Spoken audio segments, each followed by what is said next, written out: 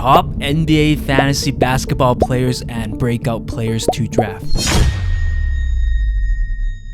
Starting with scoring. Oh, we just sucked the gravity right up. AKA points per game.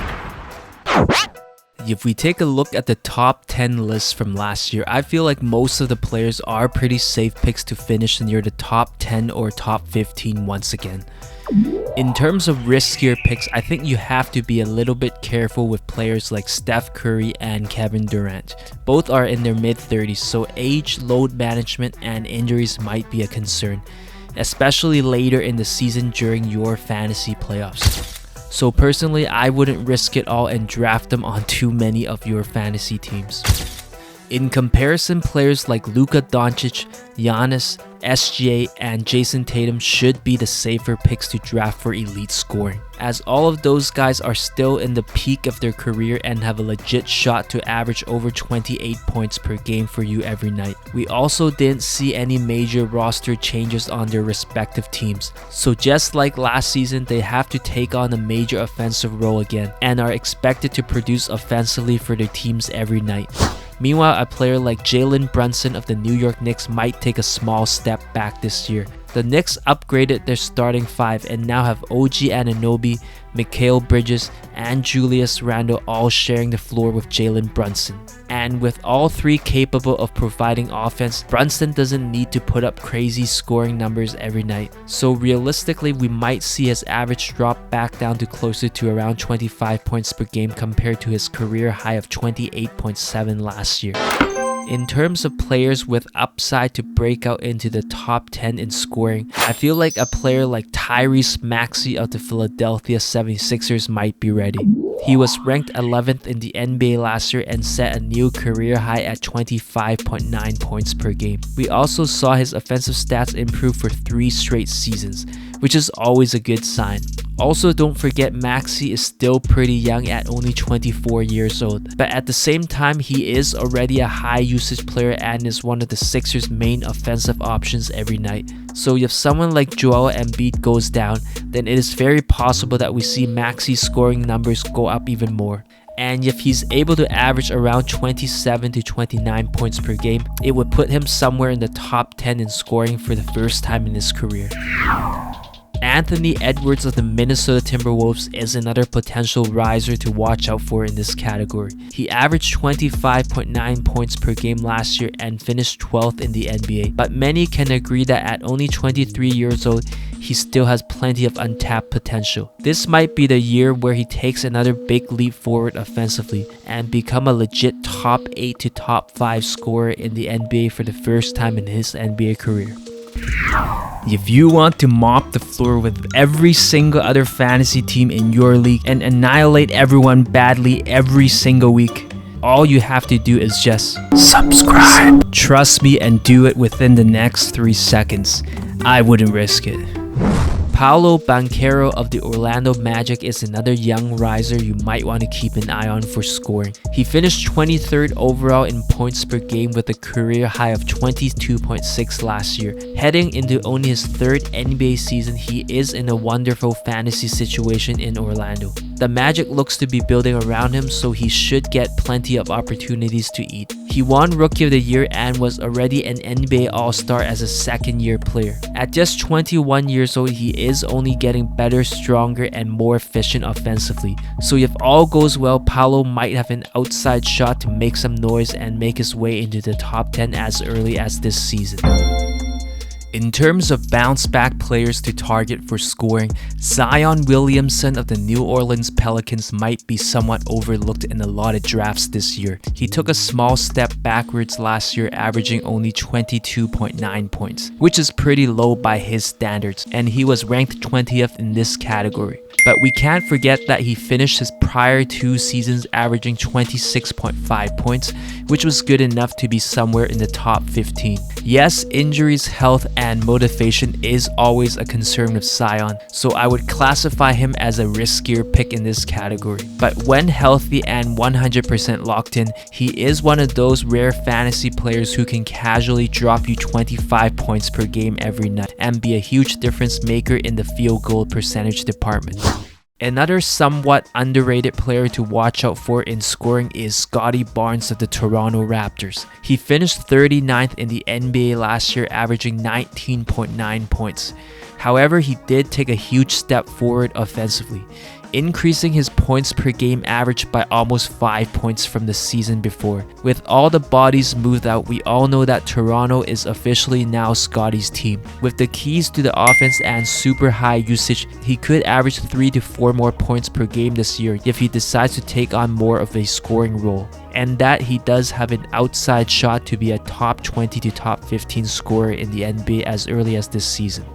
Finally, for scoring, we can't forget about Wemba. As a super raw rookie, he finished in the top 30 in scoring, averaging 21.4 points last year. He also had many moments where he looked unstoppable. With more experience, usage, and efficiency, it is only a matter of time before he becomes a top 10 scorer in the NBA. Realistically, if he doesn't suffer any type of sophomore slump while improving his shot selection and scoring efficiency, then seeing him average 25 points per game and be a top 15 scorer in the NBA can be very possible in year 2. Triples. Unlike points per game, I think this category is a little bit harder to predict, as new players and non-elite fantasy players make the top 10 every year. The stats from last year shows that Steph Curry and Luka Doncic were at the top of the class in total triples made, as both averaged over 4 per game. But also notice how a name like Dante DiVincenzo was the 3rd best fantasy player in this category. So it tells us that you don't need to reach for a 3-point specialist too early in your drafts, as you will have plenty of opportunities to find them later. Out of everyone in the top 10 from last year, I feel like Steph Curry, Luka Doncic, Paul George, Jason Tatum, Fred VanVleet would be the safer picks. Not only can they knock down threes at a high rate, they are also able to provide you with above average stats in other major fantasy categories like assists, steals, points, making them that much more well-rounded. In terms of the biggest risers, I would probably go after someone like Tyrese Maxiell again. He finished 17th overall in total triples made, knocking down a total of 212 and averaging 3 triples per game. But most can agree that he is only getting better, so the sky is really the limit for Tyrese Maxiell. Another young player to look out for is Brandon Miller of the Charlotte Hornets. As a rookie, he finished 30th in total triples made, averaging 2.5 per game at a very efficient 37.3% from behind the arc. If he does take that next step forward, I could see him average closer to around 3 triples a game as early as this year. Sam Hauser of the Boston Celtics is another underrated sleeper to look out for. He quietly finished 24th in this category and took a huge step forward, improving from 1.8 triples per game to 2.5 last year. He also seemed to have carved out a nice role in the Celtics rotation, so I expect him to continue to improve and put up even better numbers this year. Another potential breakout player to look out for in triples is Immanuel Quickley of the Toronto Raptors. He finished 40th in this category last year, but his stats really took off after getting traded to Toronto. As a Raptor, he averaged 2.8 triples per game, hitting at a decent 39.5% rate. With a full season as a starter in Toronto ahead of him, we might be able to see him build from last year and put up even bigger numbers. If last year's stats was any indication, it is very rare to see a power forward or center in the top 30 or even top 40 in total triples made. In fact, only Lauri Markkanen finished in the top 40. He was 37th overall, making 175 triples and averaging 3.2 per game. So if you want to build your team around threes, then you don't want to pass up on a big like Markkanen. Not only can he give you guard-like numbers in triples, but he can also give you great to elite numbers in categories like scoring, rebounds, steals, and free throw percentage. A few more younger players to look out for are Corey Kispert of the Washington Wizards, Kobe White of the Chicago Bulls, and Grayson Allen of the Phoenix Suns. All finished in the top 30 in total triples made and have a pretty safe role on their respective teams. At the same time, they are not considered elite fantasy players, so they may get overlooked in a lot of your drafts. Steals. This is another super rare fantasy basketball category that usually dries up quick in a lot of drafts. Only 2 players in the entire NBA averaged 2 or more steals per game last year, while only 6 averaged 1.5 steals or more. So if you had any of those top tier guys on your roster, they might have single-handedly won you the steal category in a lot of weeks. But notice how you can't really get the best of both worlds with high steal guys. Out of everyone in the top 10, you can argue that at least half of those guys are not elite fantasy players to draft in most standard leagues. They definitely have deficiencies in their fantasy game elsewhere, whether it is scoring, assist, rebound, or some other major category. So grabbing a guy like Shai Gilgeous-Alexander, De'Aaron Fox, Luka Doncic, or Kawhi Leonard or PG, if they can stay healthy, can be very overpowering, especially if you want to build your team around steals. As a general rule of thumb, if you want to build a competitive team in steals, the stats tells us that a player who averages at least 1.3 to 1.4 steals per game is likely worth looking to add onto your roster, since there were only about 20 of those guys in the entire NBA last year. So having 2 or 3 of those guys on your roster might be good enough to help you win that category every single week. Rebounds.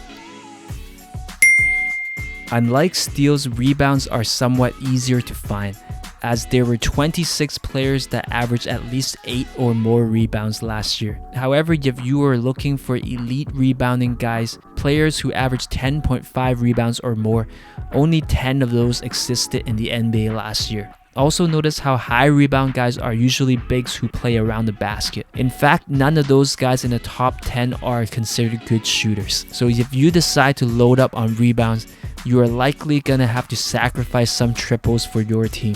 Nonetheless, rebounds is one of the most predictable fantasy categories. Unlike triples, steals, or scoring, the usual suspects remain dominant in this category for years. I looked back at the past several years, and players like Domantas Sabonis, Rudy Gobert, Anthony Davis, Jokic, Giannis, and even Clint Capella always seems to be somewhere in the top 5 to top 10. So it's not often that newcomers join the top 10 list. You also don't see many rookies or second-year players put up elite rebounding numbers, unless they are getting crazy starting minutes right out of the gate. But if I had to pick a few of the biggest risers to potentially look out for, they might be Nick Claxton of the Brooklyn Nets, Alperen Sengun of the Houston Rockets, and Scotty Barnes of the Toronto Raptors. All set new career highs in boards last year and are expected to take on a bigger role for their teams this upcoming season. Going further down the list, 2 even younger players who impressed me last year was Chet Holmgren of the OKC Thunder and Jabari Smith Jr. of the Houston Rockets. Both finished in the top 30 and still might be a few years away from their prime. It is also quite rare to find smaller guys who can give you elite rebounding numbers. One of the best and most rare fantasy players to go after for rebounds is Josh Hart of the New York Knicks. He's only listed at 6'4" but averaged almost 7.9 rebounds per game in his last 4 seasons. Last year, Hart finished 21st and was averaging more rebounds than legit bigs like Daniel Gafford, Nick Richards, and Walker Kessler. So if rebounds is important to you, then having a guy like Hart who can give you 8 rebounds per game could be a huge cheat code. Assists. Another super important but rare fantasy category that dries up super fast. If you don't draft any high assist guys with any of your early to mid round picks, it will be very hard to be competitive in this category. The stats show it is almost impossible to find any great to elite assist players on waivers as the season goes on. If we look at last year's top 10 list with players who played a minimum of 58 games, only Tyrese Halliburton of the Indiana Pacers averaged more than 10 assists per game, and only 4 players in the entire NBA averaged 8.5 assists or more, while only 7 averaged 8 assists or more.